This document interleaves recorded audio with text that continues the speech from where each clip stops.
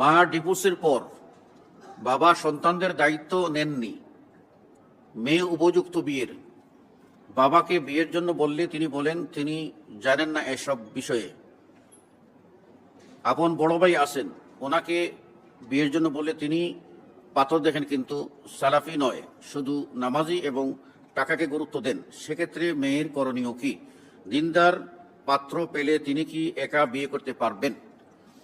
প্রথম অংশ হলো যে পিতা সন্তানকে অস্বীকার করতে পারে না। যিনি সন্তানকে অ্যাভয়েড করে চলছেন তিনি গুরুতর কাবিরা গুনাহে লিপ্ত। তাকে অবশ্যই তওবা করতে হবে এবং সন্তান লালন পালন না করার জন্য অনুতপ্ত হতে হবে এবং সন্তানের জিম্মা নিয়ে এই মেয়েটার বিয়ে দিতে হবে। মেয়েটার বিয়ে যে ঘরে লালিত পালিত হয়েছে সে কেউ দিতে পারবে না, দিতে গেলে তার বাপ দিতে হবে, বাপ না থাকলে দাদা দিতে হবে। প্রশ্নে উত্থাপিত দেখা যায় যে বড় ভাই আছে, বড় ভাই, বাপ যদি সেই ক্ষেত্রে অসম্মতি জানায় তাহলে বড় ভাই ওলি হিসাবে বিবাহ দিতে পারবেন।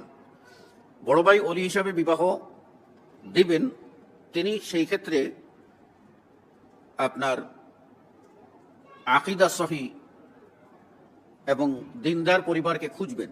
আল্লাহ রাসূল সাল্লাল্লাহু আলাইহি ওয়াসাল্লাম বলছেন, তোমাদের কন্যাকে কেউ যদি প্রস্তাব দেয় মিম্মান তারদাউনা দীনাহু ওয়া খুলুকাহ, যার দিনদারি এবং চরিত্রের উপরে তোমরা রাজি হও, সন্তুষ্ট হও, তার কাছে বিয়ে দিয়ে দাও। কাজে এই বিষয়টি ওই ভাইকে অবশ্যই খেয়াল করতে হবে।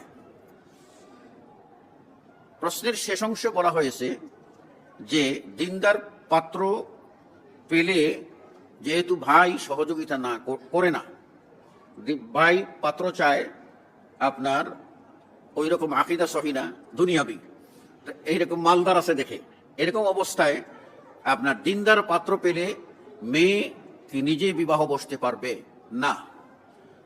আল্লাহ রাসূল সাল্লাল্লাহু আলাইহি ওয়াসাল্লাম পরিষ্কার করে হাদিসের মধ্যে বলেছেন যে লা তানকিহুল মারআতু আল মারআতা, মহিলা মহিলাকে বিবাহ দিতে পারবে না, মহিলা মহিলাকে বিবাহ দিতে পারবে না। উপরন্তু মহিলা নিজে নিজের বিবাহ বসতে পারবে না। আল্লাহ নবী সাল্লাল্লাহু আলাইহি ওয়াসাল্লাম বলেছেন লা নিকাহা ইল্লা বিওয়ালিয়িন, ওলি ব্যতীত নিকাহ হবে না।